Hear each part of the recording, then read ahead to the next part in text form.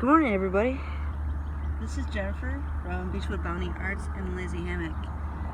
It's about 7:30 right now in the morning, and the fog, as you can see, is super thick. That's the bay, and the traffic you hear is really loud this morning off of Route 2, or Highway 90, I guess you would call it.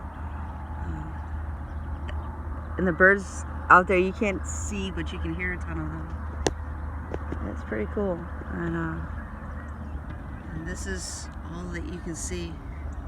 It's kind of cool. That's my